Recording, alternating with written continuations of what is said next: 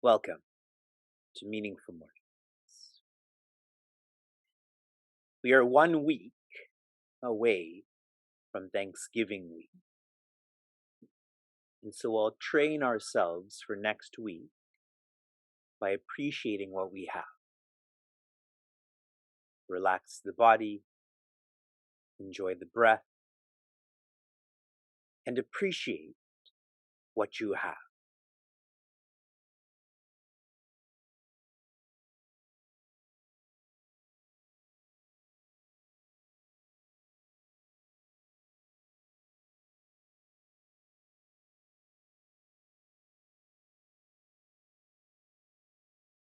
Sahanau Punaktu. May we all enjoy to enjoy. When you appreciate what you have, then you don't plan for your wants. A lot of our intellect is wasted in planning what we want. To have this, to have that. One of you thoughtfully gave Vyasa a microscope for kids. And this was for him during the winter break. This morning when he woke up, he said, "Where's my microscope?" See what he was dreaming about last night? Planning what he wants. We are in the portion of Bhagavad Gita where Sri Krishna is reminding us that amongst us there is greatness. To train ourselves to tune into the greatest of the greatness.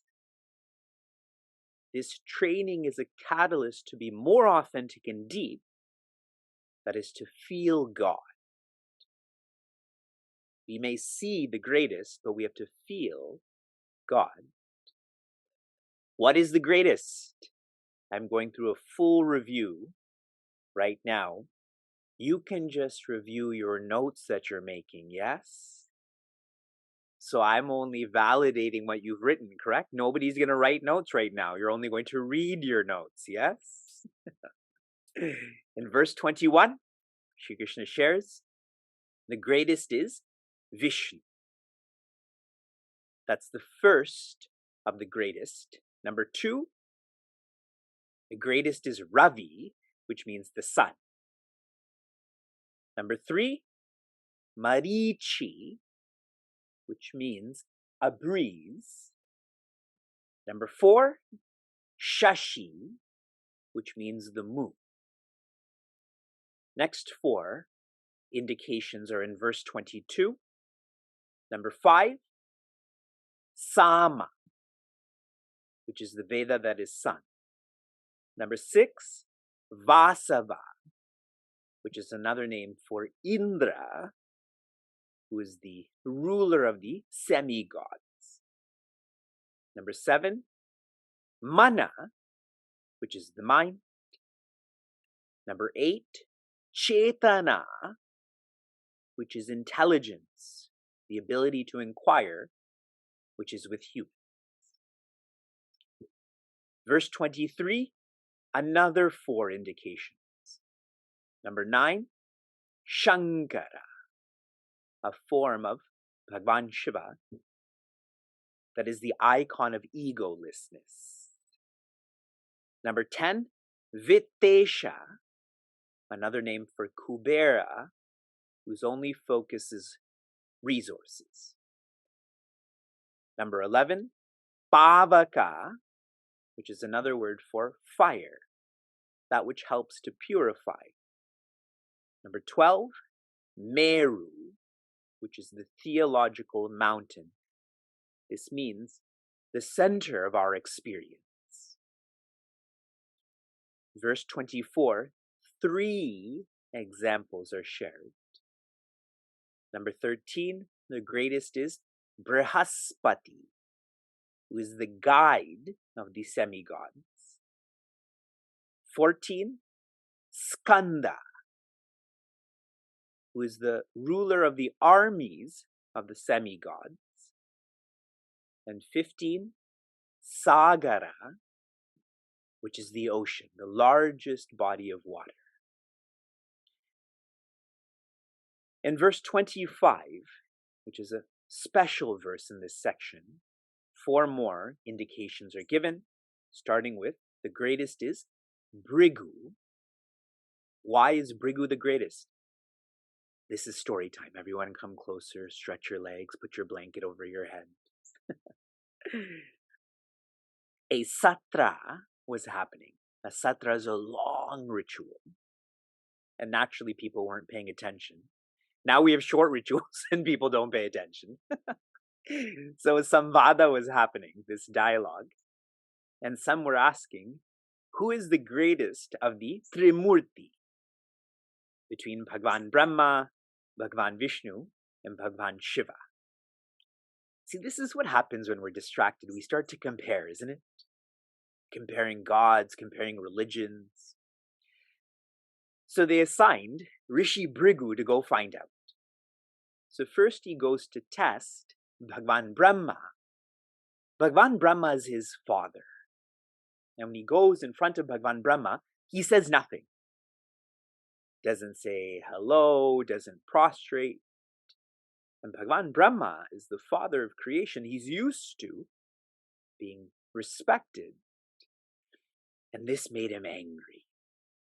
And though he didn't say anything to Rishi Bhrigu sensed his anger. Then he goes to see Bhagwan Shiva. And when Bhagwan Shiva sees Rishi Bhrigu, he gets up to go and hug him, saying, "You're like my brother." And Rishi Bhrigu insults him, saying, "You live in the cremation ground, you have all of these animals around you. I don't want to hug you." And this made Bhagwan Shiva angry. And he was about to harm Rishi Bhrigu, but Bhagavati Parvati stopped him. Then he goes to test Bhagwan Narayana, which I described last week. And Bhagwan Narayana was just chilling. And he went over there and kicked him.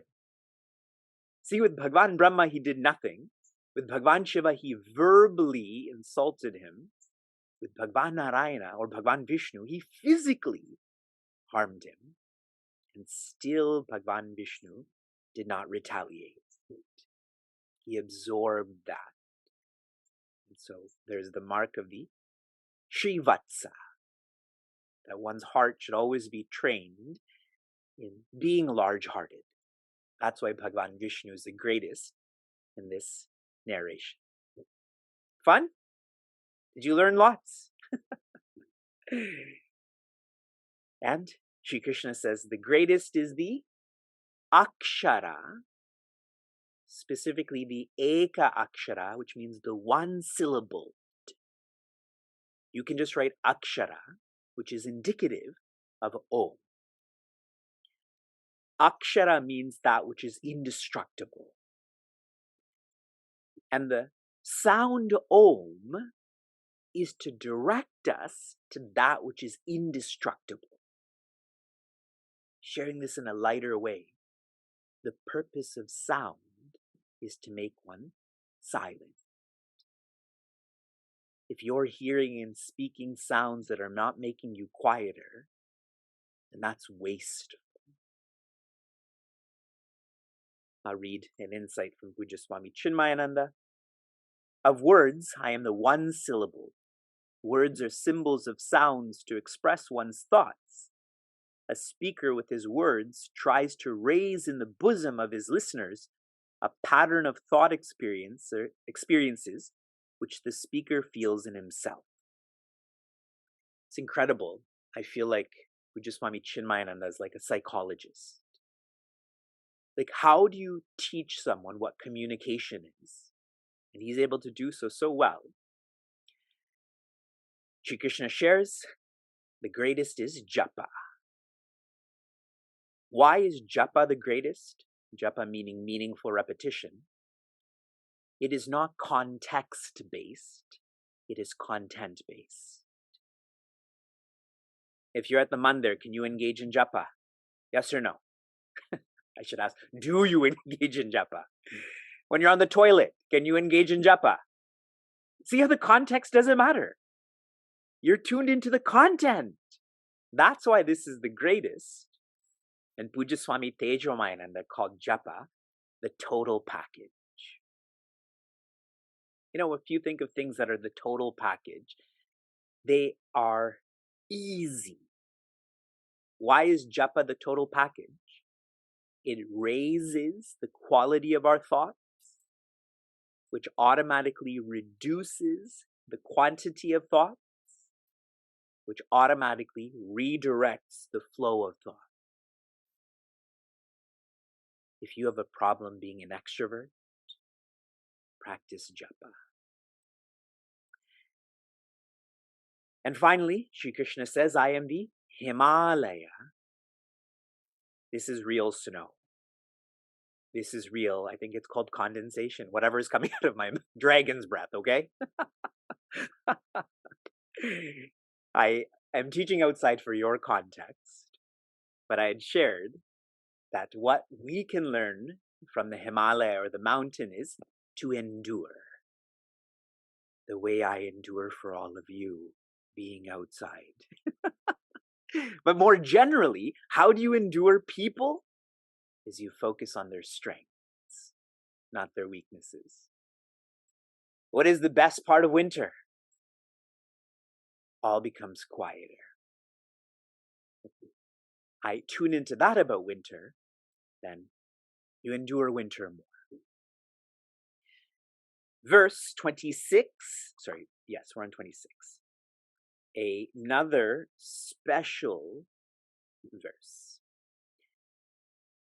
Ashwatha sarva vrikshanam devarishinam cha naradaha gandharvanam chitrarataha siddhanam kapilo munihi. Sarva vrikshanam, amongst all trees, another indication of nature.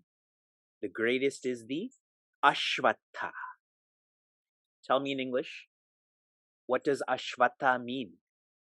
What is the more biological notion of ashwatha? Banyan, sure.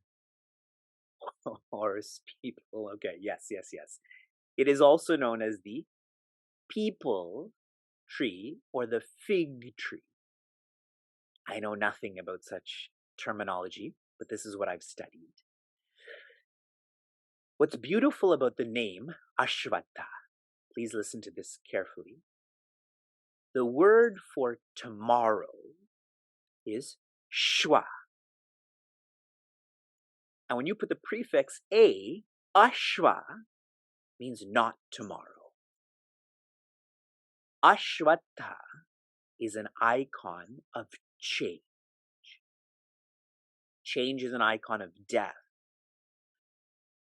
The implication of this is the Ashwatha Vriksha is one of the biggest trees in nature, one of the longest living, lasting trees in nature, but still, it changes and it will die.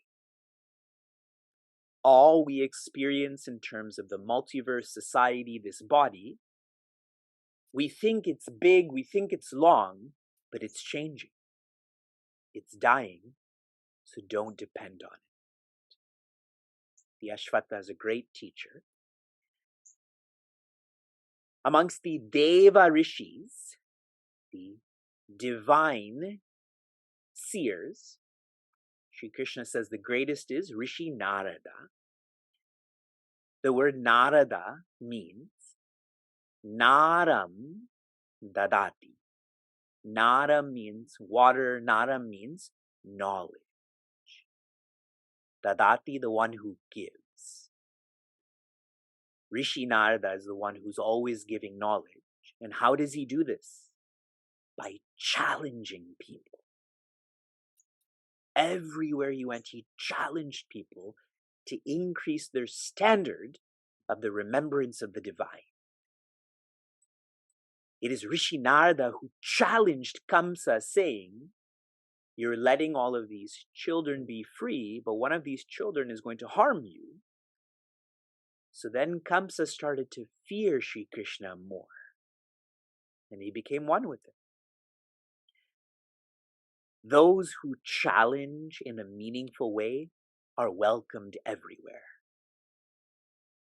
Rishi Narada could go anywhere. He can go to hell, he can go to heaven, to the asuras, to the suras. So for us to think about, knowledge challenges our notion of separation, and then we are welcomed everywhere. 2 more examples I'll highlight tomorrow. I'm just stating it for now. Amongst the Gandharvas, Sri Krishna says the greatest is Chitraratha, and amongst the Siddhas, the greatest is Kapila. From inspiration to application, your recent application was to come up with your own, tune into the greatness, and what is the greatest. I was reading Gita from Portland's. She took up Vishnu Sahasranama. There is greatness in the 1,000 names of Bhagavan Vishnu, and for her, the greatest is Virama, which means the one who rests where there is quietude.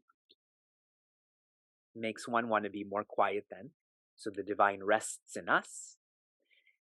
Here is your application for today. I want every one of you to do this more sincerely.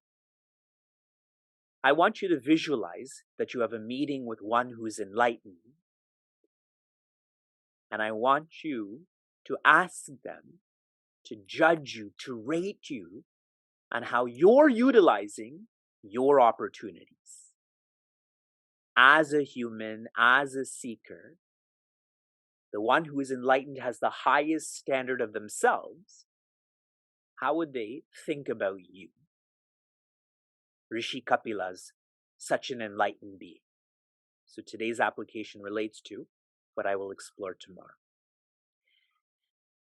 Shanti, Shanti, Shanti. Be safe, be sound, be serene, be joy.